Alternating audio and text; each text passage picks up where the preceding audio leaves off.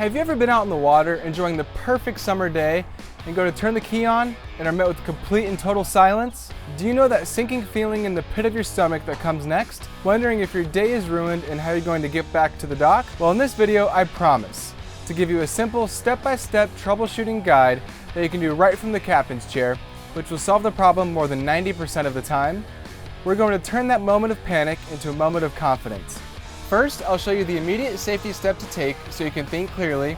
Then I'll walk you through what I call the critical checklist. 4 simple checks you can do in under 60 seconds that almost always solves the problem. Let's get you back in the water. I'm Ben Link, and welcome to Off the Dock University. First things first, let's talk about safety. Before you even think about the engine, drop your anchor. The last thing you want is to drift into a busy channel or towards a hazard while you're distracted. Once you're secure, take a breath. Now we're going to go through what I call the critical checklist. These are simple, common culprits that account for probably 90% of no-start situations.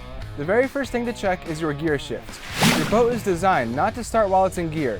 It's a crucial safety feature. Make sure your throttle lever is in the dead center, neutral position. Jiggle it a little just to be sure. It might seem basic, but it gets all of us from time to time. Next, and this is the big one, let's talk about the engine cutoff switch, or the kill switch. The little red lanyard clip, oftentimes our customers say, I turn the key and get absolutely nothing. The engine is completely dead, not even a click. The very first question we ask them is your kill switch lanyard properly attached? If that clip is pulled off, it cuts off all power to the engine. It's doing its job. So before you do anything else, be sure that that clip is snapped firmly in place. Okay, you've confirmed you're in neutral and your kill switch is on. Let's move to the next part of the critical checklist, your battery. Turn your key to the on or accessory position. Do your gauges light up? Does the horn work? If everything is completely dead, you have a power supply issue. First, find your battery selector switch, if you have one. Make sure it's pointed to the correct battery. 1, 2, or both. Sometimes it can get bumped into the off position. If the switch is in the right spot, the next step is to check the connections directly on the battery terminals. A loose or corroded connection can easily prevent the massive amount of power needed to start the engine from getting through. You're looking for the main positive and negative cables. If they are loose enough to wiggle by hand, that could be your problem. Be careful, but see if they need to be tightened. Safety note.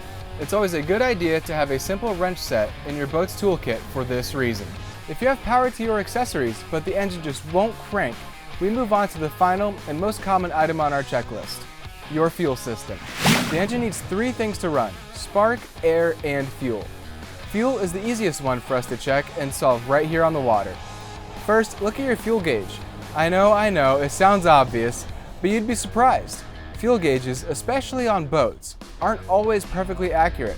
They can get stuck. Next, find your fuel line. It's usually a black or gray hose running from your fuel tank to the engine. On that line, you'll find a rubber bulb. That's your primer bulb. Squeeze it. Does it feel soft and empty, or is it firm? If it's soft, start squeezing it until it becomes firm. Once it's hard, try starting the engine again. If it fires up, you're good to go. An empty primer bulb can happen if the boat has been sitting for a bit and the fuel has drained back to the tank. If the primer bulb won't get firm no matter how much you pump it, you may have a different issue. Try to make sure the fuel line isn't kinked or pinched somewhere. So let's recap the critical checklist. Is it in neutral? Is the lanyard attached? Is the selector switch on, and are the terminals tight? Do you have fuel, and have you tried pumping the primer bulb?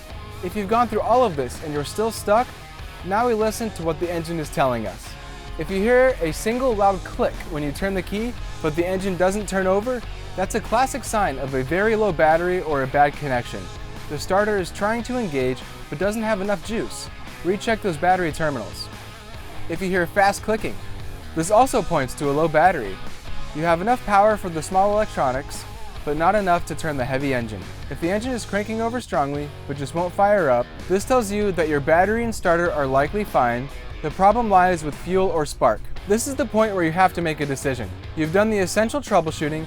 If the engine still won't start, the issue is likely more complex. A clogged filter, a fouled spark plug, or an electrical component. It's better to be safe than create a bigger problem. This is when you use your VHF radio or your cell phone to call for assistance. You can call us at Reeder Troush Marine, and we can offer advice or help coordinate assistance. Our number for the Rockville location is 765-344-1771, and our Indianapolis location's number is 317-786-9562. If you're outside our area or can't get a hold of us, you'd call a friend, a dedicated tow service, or the local authorities. So remember the process. Safety first with the anchor, then run through the critical checklist, shift, kill switch, battery, and fuel. I hope this guide helps you stay calm and get underway. If you like this video, be sure to like and subscribe.